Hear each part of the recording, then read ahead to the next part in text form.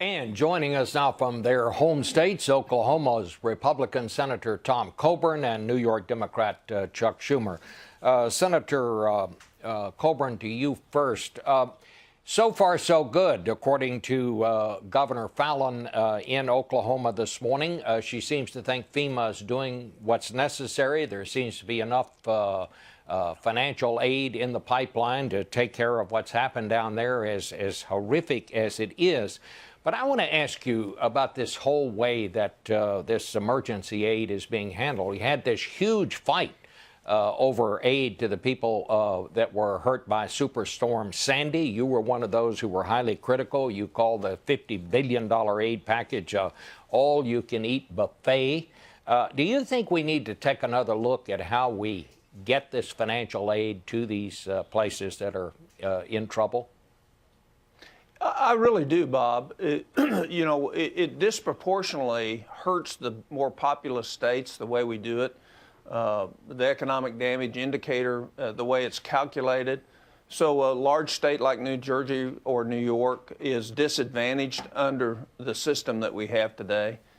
And then we ought to have priorities about how we fund it instead of borrowing the money. And then we ought to make sure the money is actually for the emergency at hand and not for 4 or 5 years later, and not allow bills to be actually loaded up with things that have nothing to do with the emergency at hand. Well, what is it that needs to change? Well, the way we calculate damage, one, under the law, it's only supposed to be when the local resources are overwhelmed. Oklahoma, I think, received over 21 different disaster declarations last year, where in fact some of those we were overwhelmed, but the vast majority of them we were not. So we've kind of transferred the responsibility for storms and damage to the federal government instead of to the state government. And Oklahoma's done a great job. You know, we have a rainy day fund. We took money from that for this. We've had a great response both through private monies being donated and then just the public as a whole pitching in. But we've created kind of a predicate that you don't have to be responsible for what goes on in your state. And big storms like Sandy or like this tornado, there are certain things that we can't do that we need the federal government to do. And well, Senator Schumer, what's your take on that? Because the folks, your constituents, are still recovering from Sandy. Are they going to need more help? Are we going about this in the wrong way? No, I think that Sandy did a very good job for New York. Obviously, it was an overwhelming storm that couldn't be handled by the localities or even by these two large states. And you know, Bob, we've always had a tradition in America. When the hand of God strikes in a very serious way, the localities can't handle it by themselves, and Americans band together and say, we're going to help the afflicted area.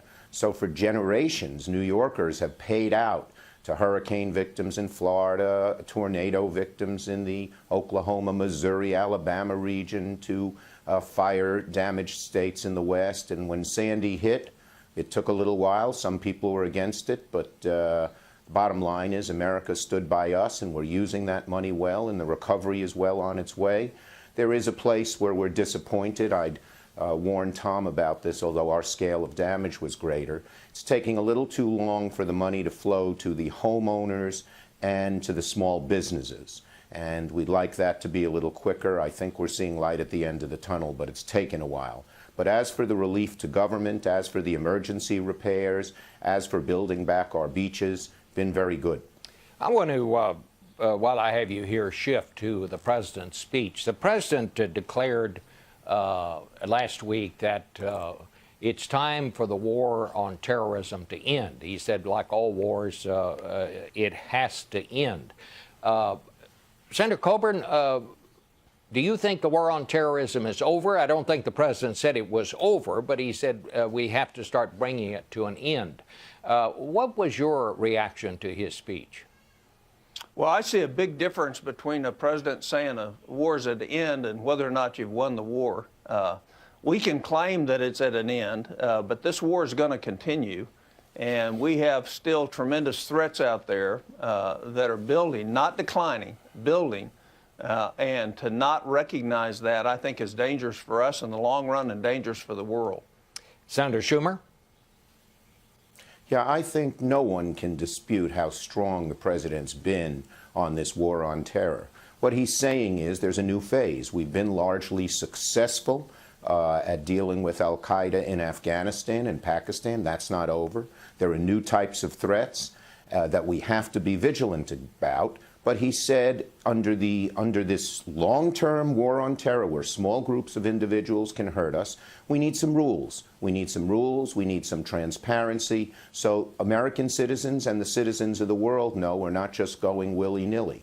I think under scrutiny, what they've done will hold up very well. But having transparency, having rules, and engaging other activities other than military to help curb the war on terror, diplomacy, economic sanctions, and things like that, is going to be useful as well. So I think the president did a very, very smart pivot, realizing we're not going to let up on terrorists, but at the same time, we're going to meet the changes in the world.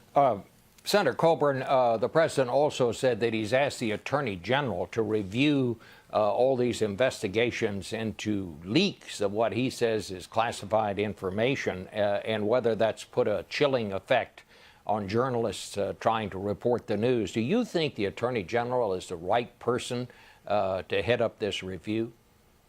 Absolutely not. You cannot investigate yourself, and I think it's a total conflict of interest. First Amendment rights and the freedom of the press in this country and the intimidation that is going forward, it doesn't mean you shouldn't investigate it, and it shouldn't mean we shouldn't be tough on that. But allowing the very person that authorized the two things that we are very aware of today to investigate whether or not he did that appropriately is inappropriate. Well, let me just ask, do you think we need an independent counsel or something of that nature?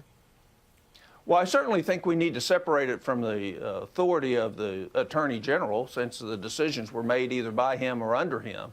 And I don't think he can investigate himself. And so, you know, I don't know what we're going to get back, but the point is there's an inherent conflict of interest in me judging whether or not I did something and then reporting to the president.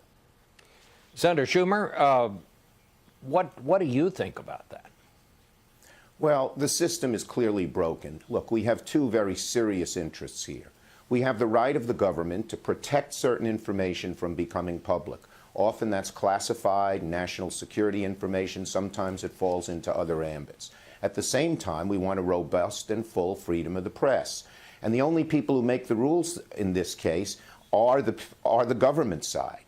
So what I've proposed, along with Lindsey Graham, and we'll be announcing that we have 4 Democrats and 4 Republicans, and another gang of 8, I love these gangs of 8, I guess, is legislation that sets up rules where you have to go with, if the government wants to go to a member of the press and say you have to divulge your sources and certain information, they first have to go to a judge. And that judge will impose a balancing test. Which is more important? The government's desire to keep the information, to find out who leaked the information, or the robust freedom of the press? And if we can set up these rules, I think we'll avoid the morass. You always need set rules and an independent arbiter. We have neither now. And I think our legislation, which Leader Reid has said he would put on the floor rather quickly, could help break the problem that we've seen erupt from time to time in the past several years. Senator Schumer, before I let you go, I want to ask you about this New York mayor's race. Anthony Weiner, who left the Congress in disgrace after he published some rather suggestive pictures of himself, has announced that he is now running for mayor of New York City. Are you going to support him? I'm not commenting on the mayor's race or on Anthony Weiner's race at this point, no. Do you think he ought not to run? I'm not commenting, Bob. All right. Well, I guess that's that. Thank you all very much for being with us this morning. We'll be back in a minute.